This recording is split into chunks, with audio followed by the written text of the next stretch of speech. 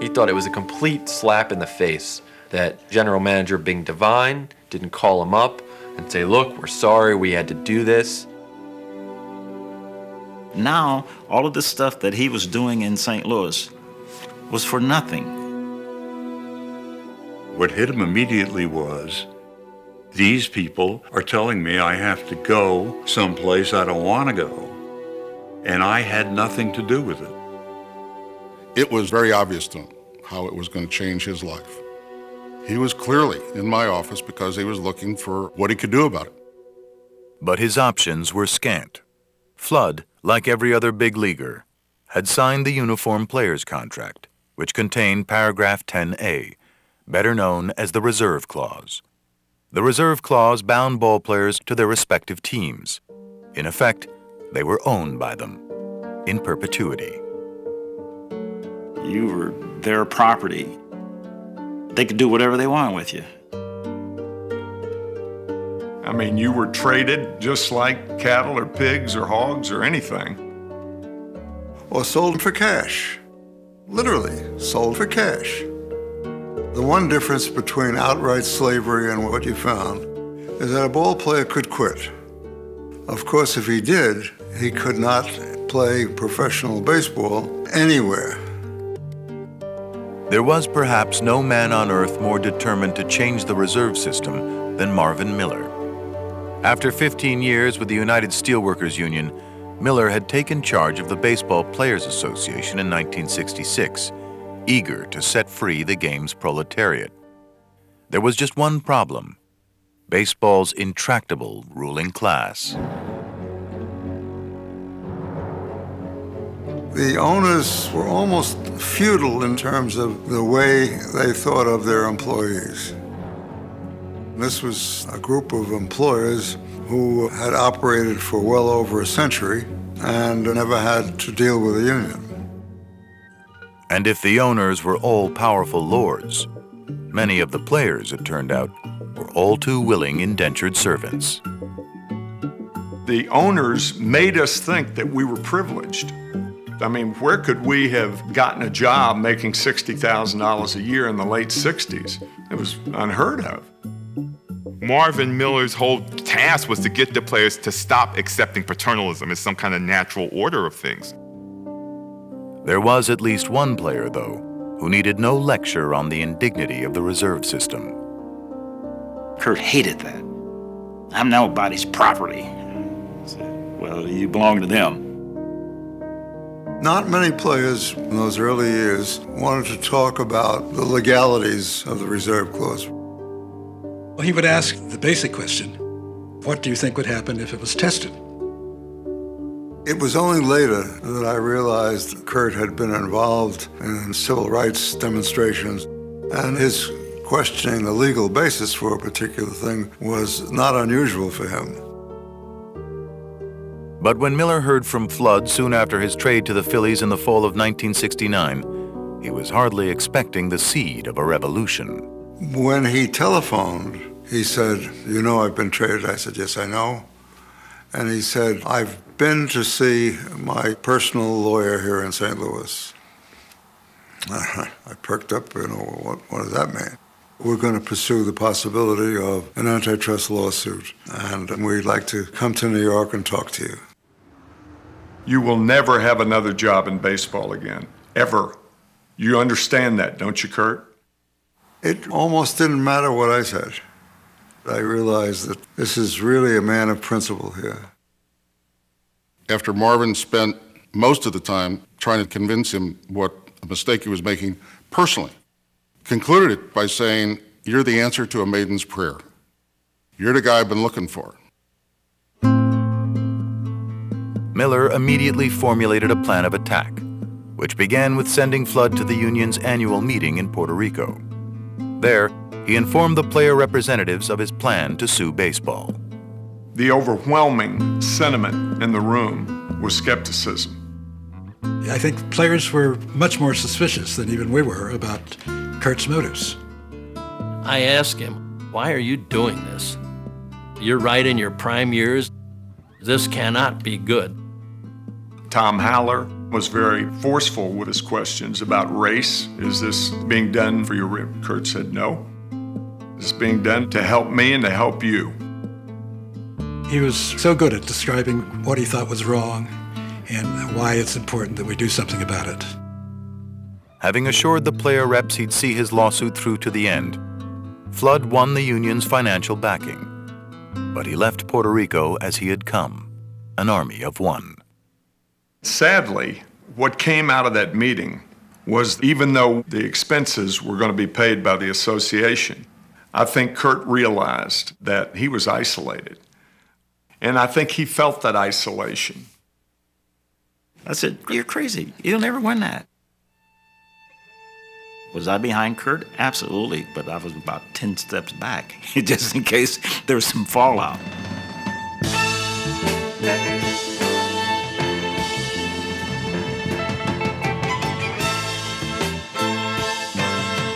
He regarded it not so much as an antitrust case, which is what it was, technically, but he regarded it as a civil rights case, and that's what it really was. When you hear what I've got to say. It's been a master and slave relationship. As long as you do what I say do, you're fine. He was not particularly identified with being an activist athlete in the same way that Jim Brown or Bill Russell or Muhammad Ali were. There was no indication that he would do something like this. But fueled by his own personal history, not to mention the turbulent times, Curt Flood was now determined to be heard. And heard loud and clear. I'm talking about freedom. I'm talking about freedom, yeah. Do you think your race has something to do with your taking this strong a stand? Well, yes, I do. Me as a black man, I'm probably a lot more sensitive to the rights of other people because I have been denied these rights. I'm not sure how political Flood wanted it to be, but the moment and the language that he used made it an intensely political struggle. Freedom to do as I choose to do. It's been written, Curt, that you're a man who makes $90,000 a year, which isn't exactly slave wages. What's your retort to that? Well, Howard, a well-paid slave is nonetheless a slave. That slave analogy pissed off a lot of people. Curt was making 7 times what the average American was making. The thought that someone like that could be a victim of injustice didn't resonate with people. The Civil Rights Act has been passed, the Voting Rights Act has been passed. By 1968, there's an anti-poverty program. So there's a kind of backlash that's coming from whites. Now you got black people coming out there making irrational statements that I'm making $90,000 a year and I'm a slave. Most of the sports writers were in the pockets of the ball clubs. This was not a liberal baseball press. The vast majority of them thought that he was trying to destroy the national pastime. Somebody's used to getting admiration and fan mail that now turned into this pile of vicious, angry, mocking hate. Flood even began catching flack from some of the very men whose rights he was supposedly fighting for. You have outspoken critics like Killebrew and Yastrzemski, but then you have the silence from black players like Willie Mays, Hank Aaron, Frank Robinson. I think they were making money, and if they said something against the establishment, it might have hurt their position. You seem to think that there are things more important than money, obviously. I pride myself for several things, of which one is integrity. Me as a human being, I must stand up for that principle alone. What I really want out of this thing is to give every ball player the chance to be a human being and to take advantage of the fact that we live in a free and democratic society, and he should have some choice. I was living in a world where if your boss decided you were going to Athens or Denver, that's where you were going. You had only one option, which was to quit. I always thought that what he did was bigger than the fact that he was a famous athlete or that he was black or any of that. I also thought they're going to crush him. They got a lot at stake here, and he doesn't have a chance. The owner's great propaganda was if you didn't have a reserve system, the wealthiest clubs would get all the best players. Well, I think they thought there'd be chaos. They thought competitive balance would go to hell in a handbasket, and the game would be changed a great deal. The stakes then couldn't have been higher for baseball's owners, and the man they'd entrusted to protect their interests. The main defendant in the case, Commissioner Bowie Kuhn. He was recruited by the owners. He was paid by the owners. Whatever authority he seemed to have was only because they ceded it to him. The best interests of baseball, that was his mantra. I think he felt that he had to present himself as a figure of moral rectitude. But when Flood, before filing suit, had appealed for his freedom to Kuhn on moral grounds, the commissioner's response made clear that the great American game followed its own moral compass. He understood what Curt Flood was saying, but those sorts of comments about the reserve system were not new. Baseball's antitrust exemption has been subjected to the scrutiny by the courts before. Baseball's antitrust exemption, which enabled the owners' monopoly over their players, had been established in a Supreme Court decision way back in 1922, when Justice Oliver Wendell Holmes ruled that baseball was not interstate commerce and therefore not subject to antitrust laws. 3 decades later, when a disgruntled Yankee farmhand named George Toulson challenged the reserve clause in hopes of making the majors with a new team, the court upheld Holmes's earlier ruling, tightening the owner's grip on their players, which meant that in 1970, Curt Flood wasn't just challenging the national pastime, he was taking on the most powerful legal body in the land. They're up against 2 Supreme Court precedents that say baseball cannot be sued for its monopolistic practices, right? It's the only professional sport that has an exemption from the antitrust laws. You say to yourself, you're a dreamer. You're not going to get caught a change. But Miller had a legal ace up his sleeve, one familiar with the inner workings of the court. Former Secretary of Labor and former Supreme Court Justice Arthur Goldberg, who took Flood's case pro bono. Arthur Goldberg for free? That's like having Frank Sinatra sing at your daughter's wedding for nothing. And he was a former Supreme Court justice. He's the perfect guy. The notion that an ex-Supreme Court justice would be back arguing the case before the Supreme Court, that's very, very rare. And it struck us as being very problematic for us. Before it could get to the Supreme Court, however, the case would begin with a federal court trial in New York City. And when Flood versus Kuhn kicked off a month and a half into the 1970 baseball season, Goldberg appeared eager for battle. I can't keep the judge waiting. But Flood, who was sitting out the 70 season, entered his new arena saddled with uncertainty as he prepared to testify on the trial's first day. He's an athlete. He's not supposed to be sitting in a courtroom in springtime. He's supposed to be playing baseball. He never had been a witness in a court trial before. And he was nervous and somewhat flustered. And the presiding Judge Irving Ben Cooper did little to put him at ease. Cooper's behavior toward Flood was outrageous. He would make side remarks. Being a witness in a federal court is not as easy as catching a ball in center field, is it, Mr. Flood? He did not come off as a good witness. Mr. Goldberg, what happened in court today? What happened in court? Gentlemen, we're trying a lawsuit. The place to try a lawsuit is in court. You can't discuss... No, we cannot. After day one, the issue wasn't Curt Flood and his personal plight anymore. It was technical labor relations, antitrust sort of stuff. I won't say he was totally irrelevant, but he was certainly marginalized. And as the 6-week trial wore on, even more isolated from his peers. One of the disappointments was that not a single ball player showed up. He said if they had been walking down those stairs in unity, it might have changed some of the news or the way they could report the news. That was one of his feelings.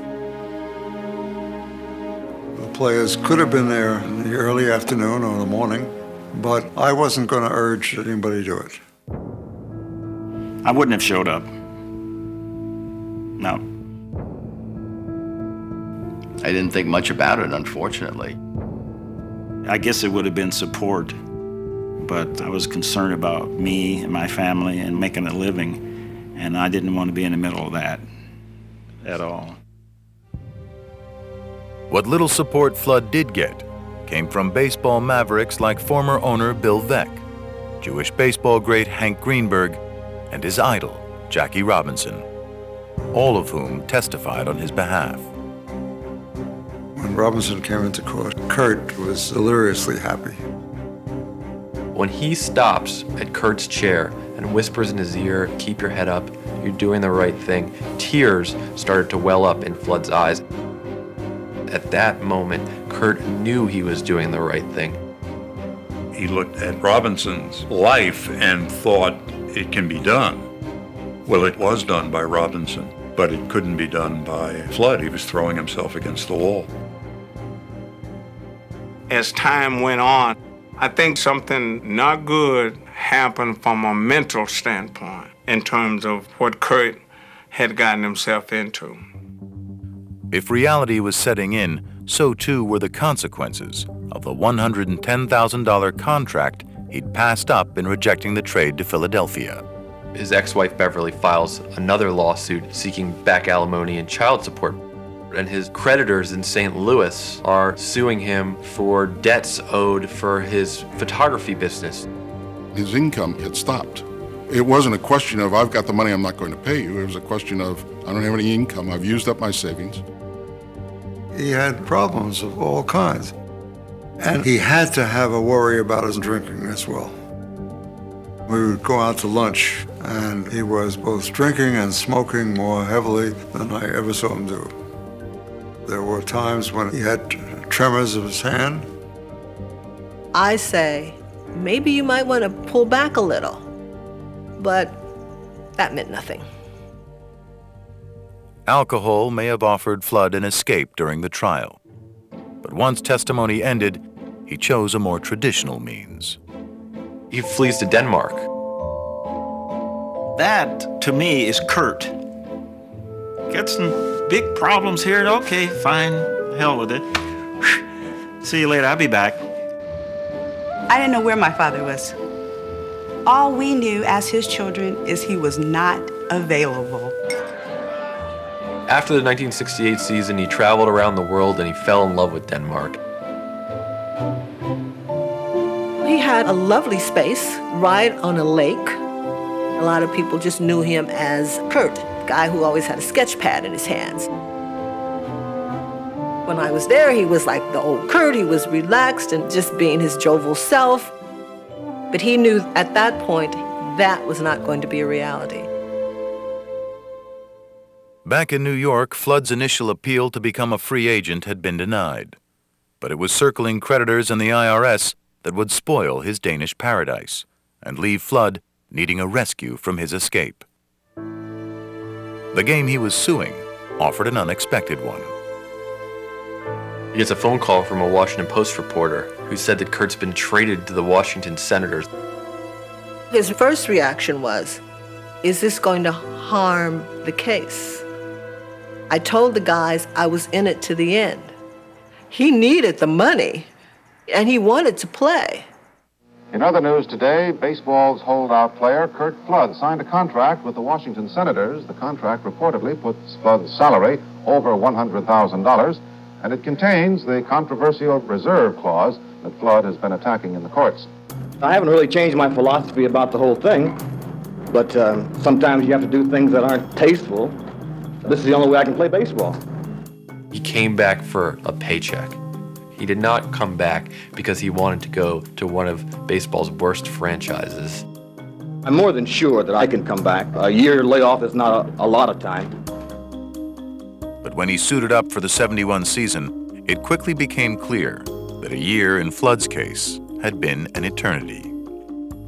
To see him during the first half of spring training, you would say, well, this guy, there's no way he could have ever played in the majors.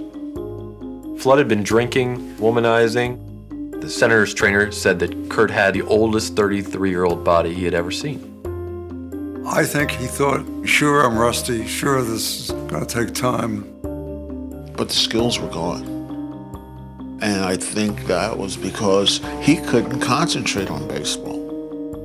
It's in the Court of Appeals, and the only place we'll ever get any justice, I think, will be in the Supreme Court. Right now, I'm not going to worry about it. I've got enough troubles playing center field. He really did not like talking about the case, and it's the news media's first chance to get at him, and he can't get away from him. Not being able to perform on the field, he'd go back to the room, and he'd start drinking. And then the next day, after having drank all night, go to the ballpark, eyes all red, and the same thing would happen. I mean, he would always call and say what was going on in spring training and come on out and that kind of thing, but there was almost like a silence. Behind the scenes, Curt was dealing with a lot of demons. He was receiving all this hate mail. Tons of hate mail. He probably received 4 or 5 assassination threats a day. In almost every letter, he was being called some type of a nigger. And he would tell me, I'm doing the same thing any man would do, black or white. When the regular season finally arrived, Flood's skills were still missing in action. Hitting an anemic 150 after a week of play, he was benched by manager Ted Williams.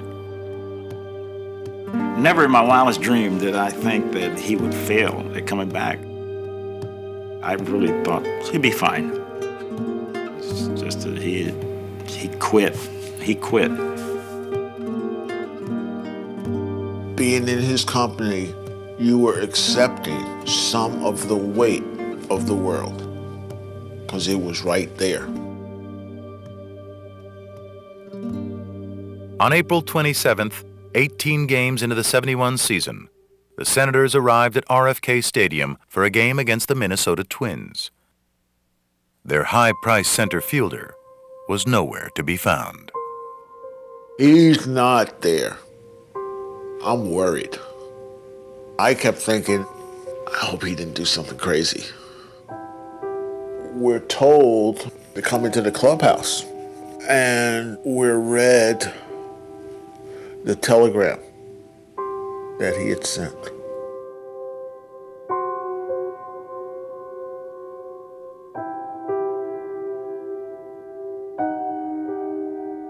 Vanished. Just poof. Gone.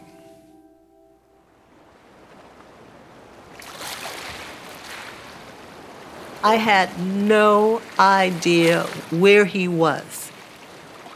After maybe 3 weeks, he called me. First words out of his mouth were, "I'm not coming back." Basically, he told me that I should move on. It was as if he had had a life here and it didn't exist anymore, and he just was not going to be here anymore.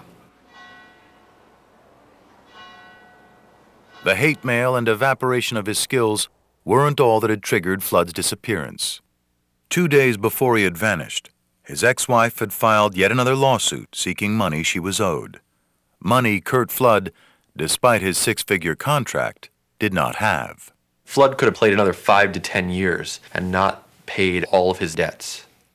His advice from his attorney, Alan Zerman, was to declare bankruptcy, but that would have come at an enormous cost. Filing bankruptcy would have given the bankruptcy trustee the power to resolve all litigation, which would have included the baseball case. Curt's choice not to do that says to me, I'm not going to settle this case. Not to make all my financial problems go away. I gave my word, I'm going to see it through, and he did. The Supreme Court agreed today to hear arguments that professional baseball is a business which must be subject to the antitrust laws. The court will hear the case of Curt Flood, former center fielder for the St. Louis Cardinals, who says the present system makes baseball players slaves. Flood may have been lost at sea, but 11 months after his disappearance, Flood versus Kuhn finally reached its intended destination, the United States Supreme Court, which meant that Flood's lawyer, Arthur Goldberg, was set to take a turn in one of his favorite places, the center of the spotlight. He was one of the vainest men I've ever met. The reason he argued the case is Arthur Goldberg wanted to be back on top and wanted people kowtowing to him. Goldberg had left the Supreme Court in 1965, believing that as UN ambassador, he'd be able to negotiate peace in Vietnam. He resigned in frustration after 3 years, and some felt had been trying to make his way back to the court ever since. On March 20th, 1972, Goldberg finally returned, with a chance to argue down baseball's antitrust exemption and bring home Curt Flood's 1,000,000-to-1 shot. First this morning, number 7132, Curtis C. Flood against Kuhn and others. When Goldberg got up in front of that courtroom that day, he totally froze. He started reciting the facts in almost rote fashion. His batting averages were in 1963, 302, 1934, 311, 1964, 311. He got lost, and then he started reciting the facts again. And Justice Brennan, who was a close friend of Goldberg, he just sort of like put his head down. He really didn't behave properly before the court. He didn't answer their questions. Mr. Justice, may I ask you? No. And I shall discuss that when I come to the labor exemption. I hope you're going to get to that. I will move fast. I was embarrassed. I wanted to slink down under the table. At the conclusion, he had wanted to say something more and was not allowed to, and that struck me as, oh my God. Excuse me, your time is completely consumed. It was something of a debacle. Anyone who's a lawyer could have done a better job than Arthur Goldberg that day. I think he minimized the effect of his case, and I think I came pretty close to maximizing ours. Also today, the court heard oral arguments on a suit against baseball's reserve clause, a suit brought by former St. Louis Cardinal outfielder Curt Flood. Flood was not present.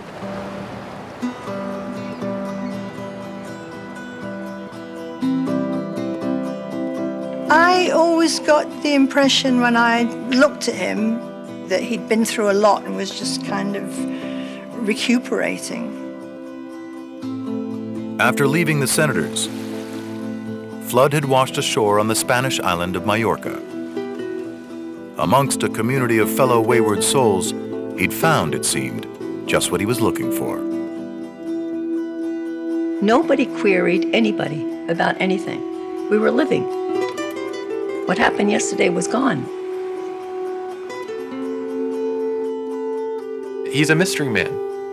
He's totally isolated himself from the outside world. Dad escaped. At this age, I can say that. You know, when I was 13, I couldn't. In exile, Flood regained an existence. With financial help from a girlfriend, he bought a bar called the Rustic Inn, where he whiled away his days and nights as bartender, patron, and host rolled into one. A lot of American ships came in. The sailors found out about him, and they used to flock in there when they were there. Curt Flood was a big fan of Muhammad Ali, and he had tapes of all his fights. So he used to play them, and all the Americans there, they seemed to love it. And Curt would be standing there with a smile on his face. The Supreme Court today rejected a suit by ex-outfielder Curt Flood. The court ruled 5-3 that baseball, although clearly a business engaged in interstate commerce, has long been granted a special status with respect to antitrust legislation. The ruling said if that special status is to be removed, it should be done by Congress.